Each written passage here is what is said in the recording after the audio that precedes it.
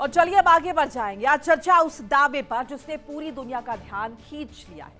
अमेरिकी media reports में कहा गया है कि तुर्की में नेटो समिट के दौरान ईरानी एजेंट्स को अमेरिकी राष्ट्रपति डोनाल्ड ट्रंप के ठहरने की जगह, यहां तक कि उनके फ्लोर तक की इंफॉर्मेशन मिल गई थी। इसके बाद अमेरिकी सुरक्षा एजेंसीज ने कथित तौर पर उनका ट्रैवल प्लान बदला और उन्हें दूसरे विमान से रवाना किया गया। खुद ट्रंप ने भी कहा कि जिस विमान से वो पहुंचे थे उसी पर हमले का खतरा सबसे ज्यादा था और सुरक्षा कारणों से उन्हें एयरपोर्ट के केटरिंग ट्रक के जरिए चुपचाप दूसरे विमान तक ले जाया गया। अब सवाल कई उठ रहे हैं, क्या ये अमेरिकी सुरक्षा एजेंसीज की बड़ी सफलता है जिसने खतरे को समय रहते टाल दिया, या फिर ये दुनिया की सबसे मजबूत सुरक्षा प्रणाली में गंभीर सेंध का संकेत है? क्या ईरान अमेरिका के बीच बढ़ते तनाव का असर अब राष्ट्रपति स्तर की सुरक्षा तक पहुंच चुका है? हालांकि इन दावों की स्वतंत्र और आधिकारिक पुष्टि अभी सार्वजनिक रूप से नहीं हुई है, लेकिन अगर ये सही साबित होते हैं तो इसके अंतर्राष्ट्रीय सुरक्षा और अमेरिका ईरान संबंधों पर दूरगामी प्रभाव पड़ सकते हैं। ऐसे में सवाल इसे लेकर, इन सब के बीच नेटो समिट में ट्रंप की सुरक्षा पर बड़ा खतरे का दावा, नेटो समिट में ट्रंप की सिक्योरिटी पर बड़े खतरे का दावा, ईरानी एजेंट्स को ट्रंप के ठिकाने की मिली जानकारी, बिल्डिंग ही नहीं फ्लोर तक की जानकारी होने का दावा। अमेरिकी एजेंसीज ने ट्रंप का यात्रा प्लान बदल दिया है। तुर्की से दूसरे विमान से रवाना किए गए ट्रंप। सीक्रेट सर्विस ने तैयार किया विशेष सुरक्षा ऑपरेशन। इसके साथ डोनाल्ड ट्रंप की तरफ से कहा गया, मेरे विमान पर सबसे ज्यादा खतरा था। केटरिंग ट्रक से चुपचाप दूसरे विमान तक पहुंचाए गए डोनाल्ड ट्रंप। मिसाइल हमले की आशंका के बाद सुरक्षा एजेंसीज अलर्ट मोड पर है। तो सवाल इस बात को लेकर कि इसे एक सेंध के रूप में देखा जाए या फिर इसे कामयाबी माना जाए।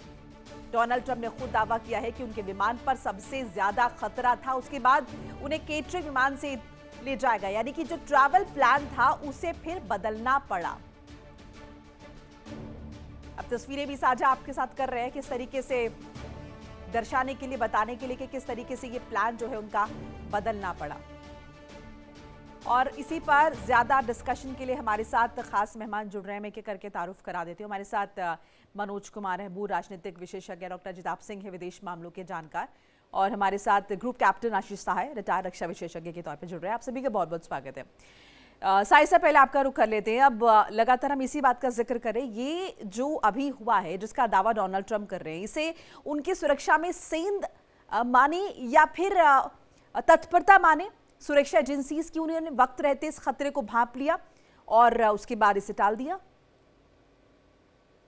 मोनिका, ये इंफॉर्मेशन सबसे पहले जिस जर्नलिस्ट ने ब्रेक किया था वो वॉशिंगटन पोस्ट के लिए काम करते हैं, और वॉशिंगटन पोस्ट अमेरिका में जिस तरफ लीन करता है वो बहुत प्रो ट्रंप लॉबी या प्रो रिपब्लिकन लॉबी नहीं है। आज की तारीख में ये स्विंग करते रहते हैं। तो पहले तो कुछ दिनों तक व्हाइट हाउस और पेंटागन ने इस रिपोर्ट के आने के बाद कोई रिएक्शन नहीं दिया था, लेकिन जब Trump I think patriot game से वापस लौट रहे थे तो उन्होंने डायरेक्टली बोला कि I do what the military और the secret agents, secret services tell me to go to a safer plane, I go. फिर उन्होंने आगे बोला था कि वो that aircraft was more at risk, जिसमें ट्रंप गए थे। तो एक तो ये अभी भी ब्लैक एंड व्हाइट में कंफर्म नहीं है कि ये पूरी पटकथा एक्चुअल में घटित हुई है।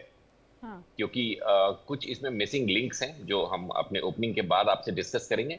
लेकिन अगर ये मान ले कि ऐसा हुआ था तो ये बहुत अनयूजुअल नहीं है, क्योंकि ट्रंप का जो रिस्क एनालिसिस करती है अमेरिकन एजेंसीज, खुफिया एजेंसीज, उसमें वो अनयूजुअली हाईएस्ट कैटेगरी में भी सबसे सीरियस लेवल पे, और स्पेशली उनके रिस्क लेवल के हाई होने का कारण है ईरान के प्रति उनका रवैया और ईरान के द्वारा डिक्लेयर किए गए कुछ बाउंटीज कि अगर ट्रंप को किसी ने मारा तो ऑफिशियली ईरान ने डिक्लेयर किया है तो हम इतने पैसे देंगे उनको, ह्यूज। क्योंकि ईरान को पता है कि उनका वेरविदौल सरकारी तौर पर ऐसा नहीं है कि वो तेहरान टाइप का कोई अटैक 28 फरवरी का करके और यूएसए के प्रेसिडेंट को एलिमिनेट कर पाए। तो वो लोन वुल्फ अटैक टाइप की चीज या जो बहुत ज्यादा वो अगेंस्ट ट्रम्प के लोग हैं, अमेरिका में ही रहते हैं, उनको भी